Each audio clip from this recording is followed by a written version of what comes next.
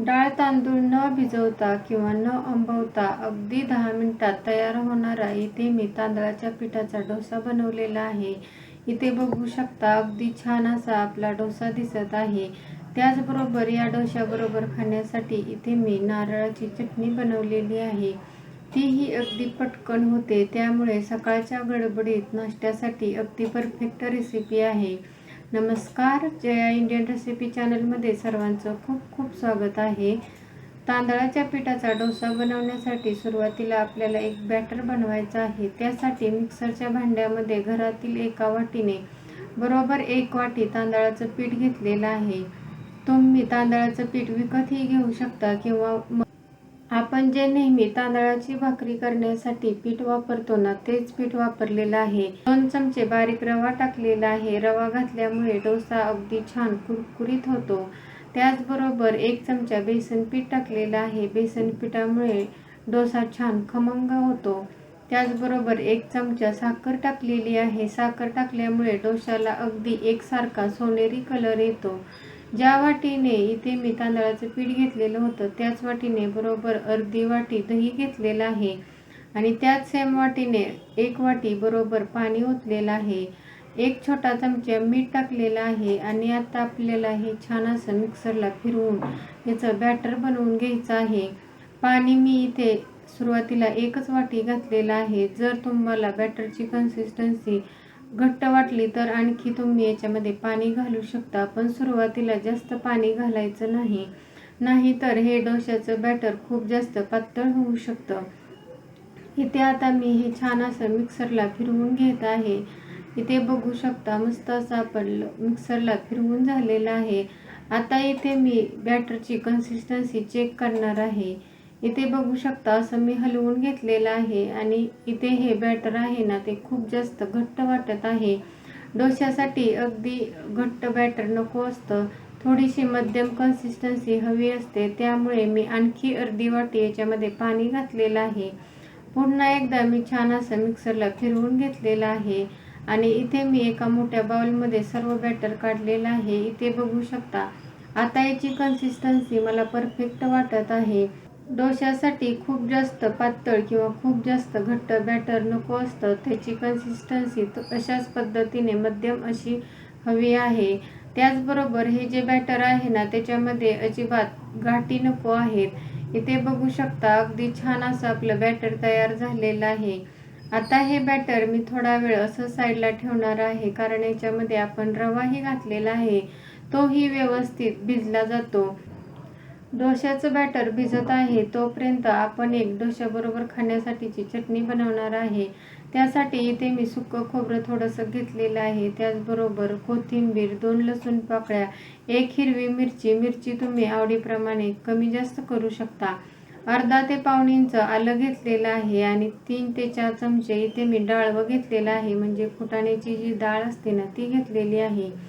चवीनुसार मीठ टाकलेलं आहे आणि याच्यामध्ये थोडंसं पाणी घातलेलं आहे. तुम्हाला जशी चटणीची कन्सिस्टन्सी आवडते त्या पद्धतीने तुम्ही पाणी कमी जास्त करू शकता. इथे मी ही चटणी मिक्सरला व्यवस्थित फिरवून घेणार आहे. ही चटणी बनवण्यासाठी इथे मी सुकं खोबरं वापरलेलं आहे. तुमच्याकडे जर ओला नारळ असेल तर ओल्या नारळाचे कापही घेऊ शकता, पण नेहमी आपल्याकडे ओला नारळ नसतो, तर अशा पद्धतीने आपण सुक्या नारळाचे कापही घेऊन अगदी छान अशी चटणी बनवू शकता. इथे बघा चटणी बनवून झालेली आहे. तुम्ही ही चटणी अशीही खाऊ शकता, खूप स्वादिष्ट लागते. पण आज इथे मी याच्यावरती तडका देणार आहे. तडका पॅनमध्ये इथे मी 1 छोटा चमचा तूप घेतलेला आहे. त्याच्यामध्ये थोडीशी मोहरी, जिरं आणि 5-6 कढीपत्त्याची पानं घातलेली आहेत. आता हा तयार झालेला तडका याच्यावरती टाकून घ्यायचा आहे. जिरं मोहरी चांगलं फुलल्यानंतरच याच्यामध्ये टाकायचं आहे. इथे आपली मस्त अशी नारळाची चटणी तयार झालेली आहे. अगदी सुंदर दिसत आहे. डोश्याबरोबर खायला तर खूपच स्वादिष्ट लागते. चटणी बनवत होते तोपर्यंत इथे आपलं डोश्यासाठीचं बॅटरही व्यवस्थित भिजलेलं आहे. याच्यामध्ये जो रवा घातलेला होता ना, तोही भिजून छान असा फुलला जातो. इथे बघू शकता बॅटरची कन्सिस्टन्सी ही अगदी परफेक्ट आहे.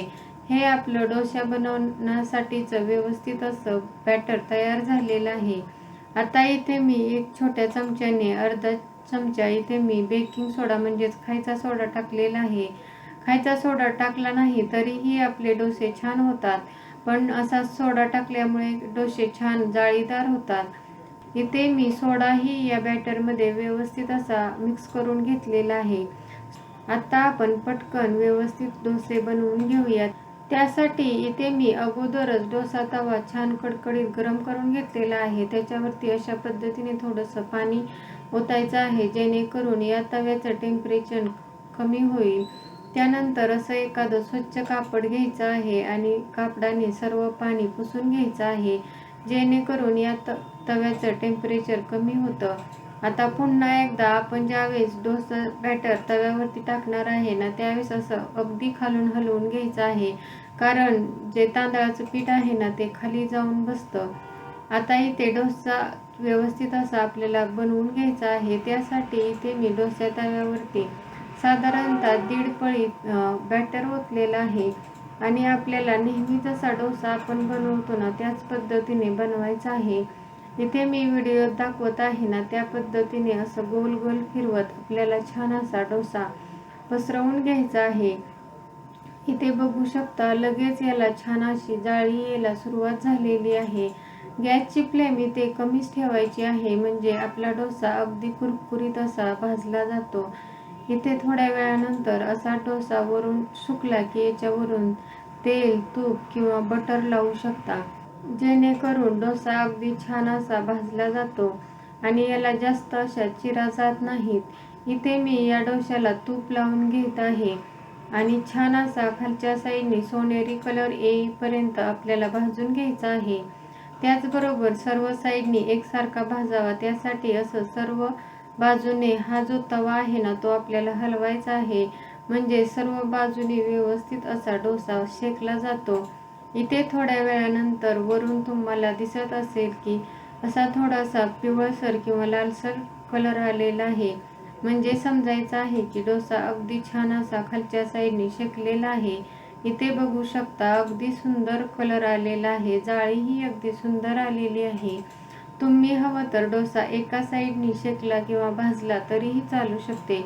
इथे मी हा जो डोसा आहे ना तो दोन्ही साईडनी भाजून घेत आहे. अगदी छान असा डोसा दिसत आहे आणि एकसारखा सोनेरी कलरही आलेला आहे. तुम्हाला अजून याच्यापेक्षा थोडासा डार्क कलर करायचा असेल तर तुम्ही हा डोसा आणखी भाजू शकता. इथे बघा दोन्ही साईडनी मस्त असा आपला हा डोसा भाजून घेतलेला आहे आणि इथे मी अशा पद्धतीने हा गोल करून घेत आहे. अगदी क्रिस्पी आणि जाळीदार असा तांदळाच्या पिठाचा डोसा तयार झालेला आहे. आता मी आणखीन एक तुम्हाला अशाच पद्धतीने डोसा बनवून दाखवणार आहे. इथे मी सुरुवातीला पळीने डोसा बॅटर याच्यावरती टाकून घेणार आहे. जेवढा लहान मोठा डोसा बनवायचा आहे त्याप्रमाणे तुम्ही याच्यामध्ये बॅटर टाकून घेऊ शकता.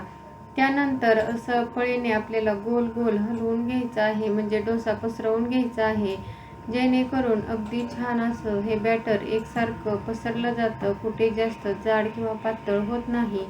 बघा अशा पद्धतीने आपल्याला डोसा व्यवस्थित असा पसरवून घ्यायचा आहे. आता आपल्याला कमी गॅसवरती हा डोसा व्यवस्थित भाजून घ्यायचा आहे. थोड्या वेळानंतर वरची जी साईड आहे ना ती अशी सुकली जाते किंवा कोरडी होते, तर याला आपण तूप, तेल किंवा बटर लावू शकता. इथे मी तूप लावून घेत आहे. अगदी छान असा आपला डोसा तयार होत आहे आणि हा डोसा भाजताना गॅसची फ्लेम कमी ठेवायची आहे, म्हणजे डोसा अगदी छान असा कुरकुरीत होतो. एकसारखा डोसा भाजण्यासाठी असं आपल्याला हा जो डोसा तवा आहे ना तो हलवून छान असा आपल्याला डोसा शेकून घ्यायचा आहे. इथे बघा मस्त असा आपला डोस्याच्या कडाही सुटलेल्या आहेत.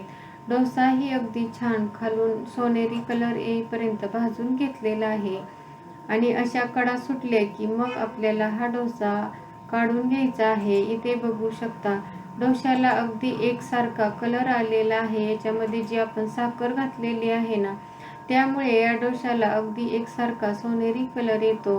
हाही डोसा मी काढून घेते आणि छान असा आपल्याला जी तयार करून घेतलेली नारळाची चटणी आहे ना त्या चटणी बरोबर सर्व करायचं आहे.